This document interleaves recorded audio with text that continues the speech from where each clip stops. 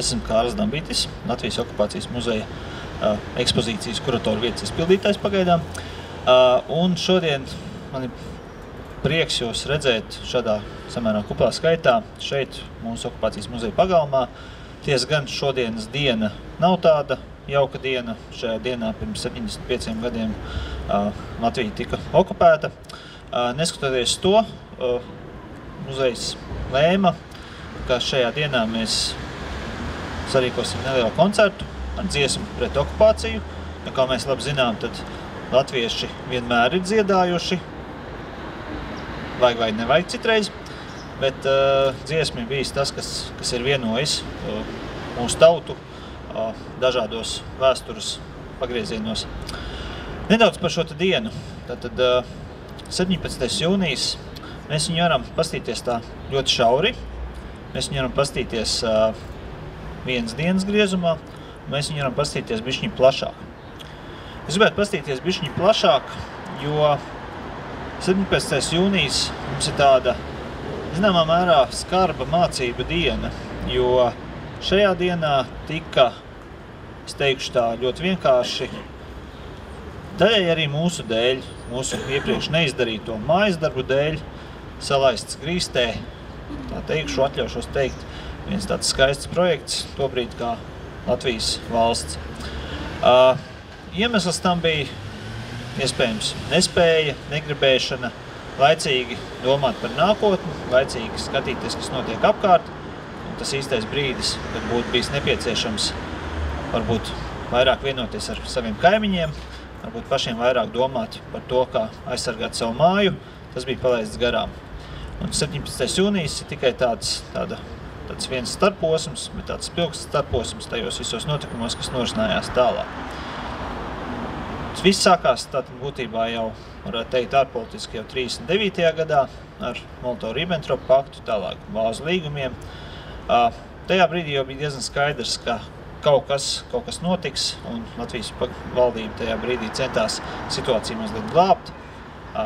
Armijā tika veikts diezgan iespējīgas reorganizācijas, tika izmainīta arī būtībā valsts, diezgan droši var teikt, šobrīd jau gatavojās karadarbībai, bet šis te padomju kara bāzes, kuras tika izveidotas 1939. gada oktobrī, novembrī Latvijas teritorijā, šo situāciju būtiski izmainīja, un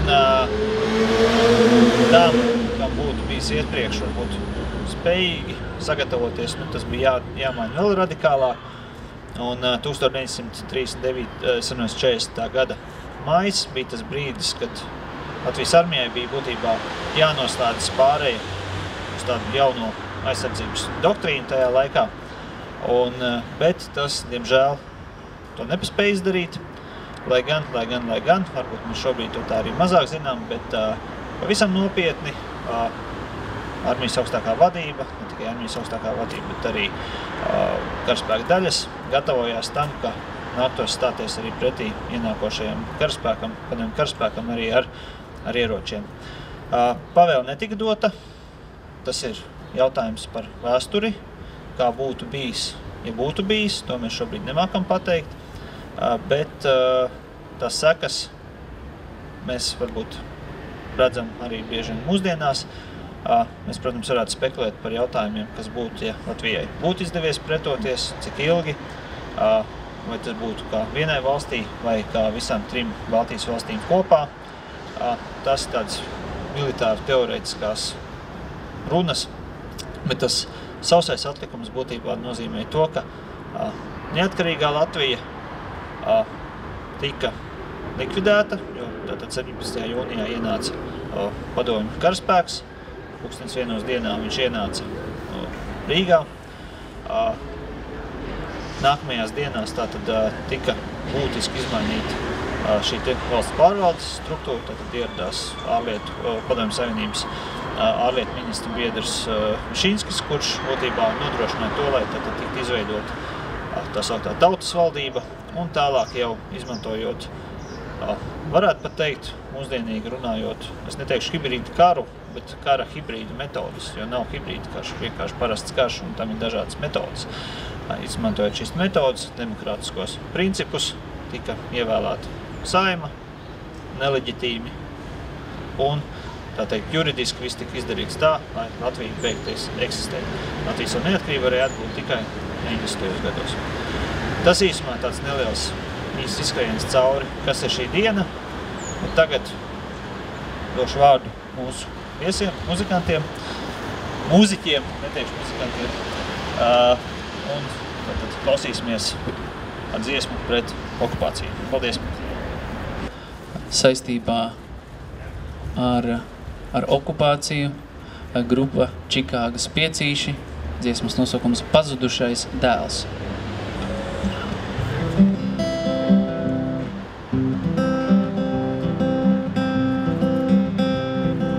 Debes malā redzu jaunu rītu, drīz saule jūras viļņos rotājās, vēl stunda šinī skaļā lidmašīnā, pirms viss, ko gaidu acīm parādās. Sēž blakus kāds no Krievijas un rāda fotogrāfijas, bet negribu tās redzēt ne par ko. Manu draugu domas manas ar tik vienu jūtu cilās, kar gar spārnu redzu savu mīļāko. Labrīt, Rīga, vai tu mani redzi? Tu mātes tavs pazudušais dēls, dzīmu te, bet augu tālā Amerikā. Vai atgriezties man mājās reiz būs lemts? Tad vecs vīrs man pienāk klāt un prasa, vai tēvs par mani daudz tev stāstījā? Vai minēja, kur viestur māju taka, kur augām, kur mūs saule sildījā? Nāk ļaudis viens pēc otra klāt, tie negrib jautāt, runāt stāt, tu redzi Rīga, cik tie mīļi man. Bet brīvības mātes zvaigžņu loks ir tagad ziediem izgraznots, ap pieminekli tautas balss mums skan. Labrīt, Rīga, vai tu mani redzi? Tu mātes tavs pazudušais dēls, dzīmu te, bet augu tālā Amerikā. Vai atgriezties man mājās reiz būs lemts? No atkal sēžu svešā lidmašīnā, rēties domāt man, un ieskatoties sniegtā sārtā vīnā, es redzu tevi, tavi vārdi skan. Tu stāsti man, cik sirds tev sāp, kad svešas tautas virsū kāp, ai Rīga, cik man sirdī tevi žēl. Lai tam dēļ tevi atstāju, es tevi neaizmirsīšu, tavs mātes tēls man mūžam sirdī kvēl. Ar Dievu, Rīga, vai tu mani redzi? Tu mātes tavs pazudušais dēls, dzīmu te, bet augu tālā Amerikā. Vai atgriezties man mājās reiz būs lemts? Ar Dievu, Rīga, vai tu mani redzi? Tu mātes tavs pazudušais dēls, dzīmu te, bet augu tālā Amerikā. Vai atgriezties man mājās reiz būs lemts? Vai atgriezties man mājās reiz būs lemts?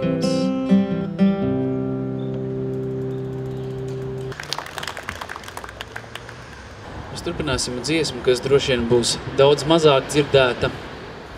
Patiesībā tā ir kora dziesma, kuru sarakstījis ir latviešu komponists Bruno Skulte, kā veltījumu visiem tiem mūsu tautiešiem, kas bija spiesti doties svešumā, pavadīt tur ilgus gadus, un šajā dziesmā ļoti spilgti attēlotas ir šīs sajūtas, atmiņas par dzimteni. Bruno Skulte, Aijā.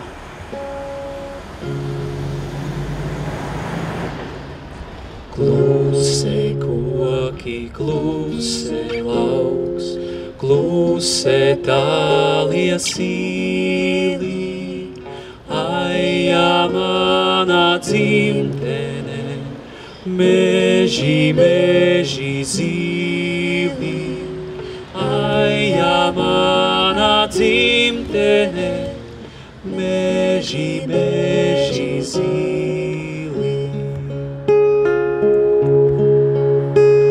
Strauja krāce vilni sviež, sirds vai vēl ko gaida, skumji ievas aizsmaržo, nav man tava smaida. Skumji ievas aizsmaržo, nav man tava smaida. Klusei kalni, klusei lauks, klusei tālie zīli, tālu manā dzimtene, meži, meži zīli, tālu manā dzimtene.